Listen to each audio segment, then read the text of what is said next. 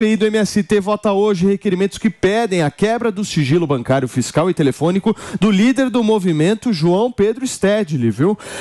O pedido de acesso às movimentações foi apresentado pelo deputado federal Kim Kataguiri depois de Stedley ter declarado que o movimento não tem cadastro nacional de pessoa jurídica, mais conhecido por todos nós como CNPJ. Durante o depoimento à comissão de inquérito, Stedley não deu detalhes sobre as fontes de financiamento do MST e também da própria renda. Stedley, que viaja o mundo dando as suas palestras e tem endereços em São Paulo e Porto Alegre, disse que declara corretamente o imposto de renda como isento. E aí, Maninho, me explica um pouco mais a situação do Stedley. Pois é interessante porque a gente sabe que o MST tem, de fato, uma atuação muito longa, histórica no Brasil.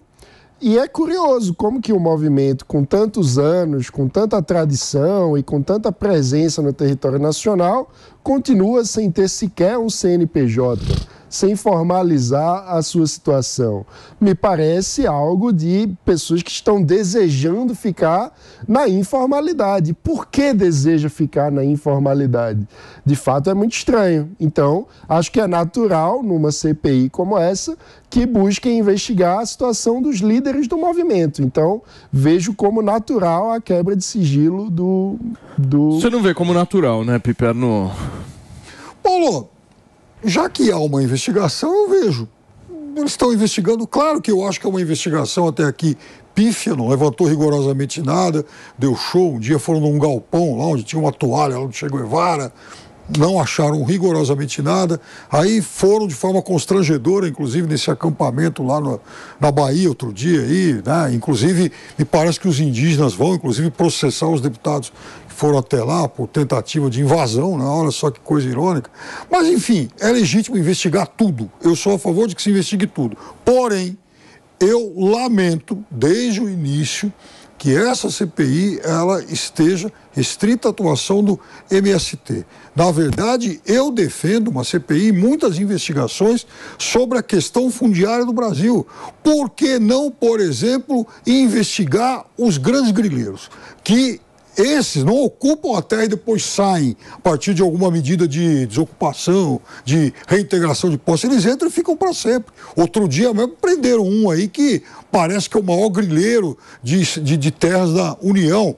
Uma revista de grande circulação, outro dia, tinha como principal matéria de capa a atuação do que eles chamam, o título era o Grileiro Mor, que tem mais ou menos 450 mil hectares de terras invadidas. Por que não essa gente não desperta interesse? E, aliás, o deputado Kataguiri participou do 3 em 1 aí uns 2 meses atrás, lá com a gente. Eu levantei essas questões para ele e falei, escuta aí, não tem interesse em investigar isso aí? Não, se chegar informações sobre isso, a gente investiga também. Estou esperando até hoje. Mas, Piperno, uma dúvida. Por que o Movimento Sem Terra não tem CNPJ? É o que eu ia perguntar. Qual é a explicação disso? Eu não faço a menor ideia. Se é um movimento organizado, se tem todo um planejamento, se tem toda uma execução, se querem de alguma forma demonstrar algum tipo de credibilidade, como é que não tem um CNPJ? Não faço a menor ideia e eu desconfio que, como estratégia, eles prefiram pulverizar exatamente as ações como acontece até hoje. Explica a estratégia deles, Jotinha. A estratégia deles é exatamente ficar na informalidade e manter o MST como ele sempre se manteve até então na sociedade. O que era? Em nome de ser uma pauta legítima, de realmente conquistar o direito à moradia, eles, de certa forma, buscaram utilizar métodos irracionais e muitas vezes criminosos externamente e internamente. A CPI do MST, Paulo, foi muito feliz em mostrar para a sociedade brasileira a realidade do movimento e como ele se comporta. A partir do momento que foram denúncias de trabalho escravo, de pessoas que trabalhavam sem remuneração, de pessoas que não tinham sequer o direito de ir e vir, de pessoas que muitas vezes eram aliciadas tanto no meio rural quanto nas cidades por esse movimento, por pessoas que eram obrigadas a votar nos candidatos que as lideranças... Nunca aconteceu isso, Pedro? Levaram o deputado, uma senhora, a dona Danusa, foi quem disse tudo isso aí que você está relatando. No dia seguinte, o filho dela falou, minha mãe mentiu. Mas o filho dela continua então, aí, assentado. Mano, então vamos lá. quem está falando a verdade? A dona Danusa ou o filho? Eu me dou o direito de, por exemplo, duvidar dos dois. Mas não é só a CPI não começou na dona Danusa e a Vanusa, eu acho. Então, exatamente, Vanusa. Então é o seguinte... Não é Danusa? Também não é Leão, mas o fato é o seguinte, por que o depoimento da dona Vanusa vale e os contra ela não? E segundo, tirando o que a dona Vanusa falou, o que objetivamente... Me fala uma coisa, qual foi a informação nova que essa CPI trouxe? Então, isso para ti é totalmente comum. Tu defende um movimento que tem todo esse tipo de denúncia que não é só da dona Vanusa? Eu quero dizer o seguinte, o que ele trouxe informação nova que já não poderia estar sendo investigado? Eu não tinha certeza que alguém que era membro do MST ia realizar as denúncias que foram colocadas durante toda a CPI. E volto a dizer, não foi apenas a dona Vanusa. Quem mais lá que fez esse tipo de denúncia? Não sei nomes, mas eu posso te garantir. Nenhum. Não. Nenhum lá nessa CPI, nenhum. Não. Tirando ela, nenhum. Mas, ô Piperno, a CPI foi importante para justamente tirar de uma área cômoda esse movimento. Por exemplo, quando o deputado Kim Kataguiri pede a necessidade de um CNPJ, isso, para mim, pelo menos, não é uma narrativa política. Isso é o mínimo de um movimento que diz ser organizado e sério. E outra coisa, que nos últimos anos vem tentando, inclusive, entrar no mercado, fazendo a sua venda lá de arroz orgânico, com toda uma marca. Bolsa de valores. Então, se tem tudo isso, como não tem um CNPJ?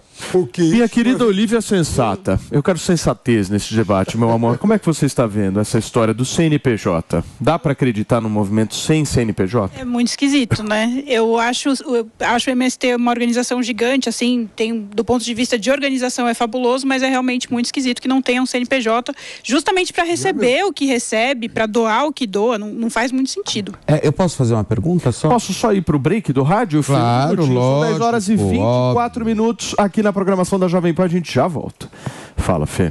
Então, ou seja, tudo que eles conseguem, nada é comprovado, é isso? Tudo que o MST informal, né? É tudo informal, então, ou seja, eles não comprovam absolutamente nada, receita, nada disso já tinha? Nada disso. Eu queria fazer, inclusive, um adendo, porque o senhor Piperno disse o seguinte aqui, que apenas havia acontecido o depoimento da dona Danusa, ele queria acreditar no filho. Olha só que interessante, Piperno, porque o deputado Kim Kataguiri, vamos conversar, o deputado Kim Kataguiri fez essas colocações, as mesas que eu realizei, para o dono, para o Stedley. Tá? E sabe o que o Stedley disse? Que isso era normal acontecer, coisas da vida. Ele falou além de coisas da vida. O que são coisas da vida? Ele falou o seguinte, que é possível que ocorram desvios e isso tem que ser investigado, inclusive por gente lá no movimento. Então acontece. Porque você está falando do movimento de mais de 500 mil falaste que era apenas um depoimento da dona Danusa. E agora você está dizendo que pode acontecer também. Nada disso. Eu estou dizendo o seguinte, que o depoimento dela passou a ter uma credibilidade de lei. Eu disse que o filho dela foi lá e falou, enfim, desmentiu a mãe. Acreditar em quem?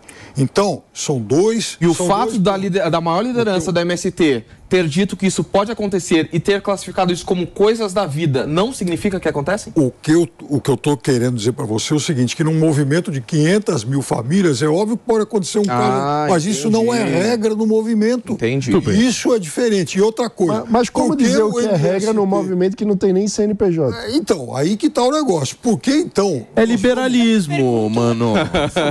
Todo mundo sem camisa.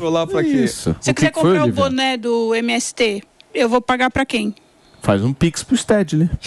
Pode fazer, inclusive, você pode fazer, inclusive, um pix para algum acampamento lá. Então, agora, o que eu estou querendo entender, o que eu sempre quis entender é o seguinte, por que o MST interessa mais do que a grilagem de milhões de hectares de terra. Lá vem você. Mas é a mesma coisa de falar, e o Lula? Você faz igualzinho, Piperno. E nem defendo o MST. Um ponto importante é que o MST tem feito invasões ilegais, criminosas, de órgãos públicos com o objetivo de construir pressão política através da violência, o que é algo semelhante à postura dos invasores do 8 de janeiro. O que é algo que eu condeno. Agora, o fato de ele fazer uma invasão para chamar atenção, algo que eu condeno, é menos relevante do que o sujeito que vai lá e invade, por exemplo, cerca 100 mil hectares de terra e transforma aquilo em propriedade dele e fica com aquilo para sempre. Muito bem.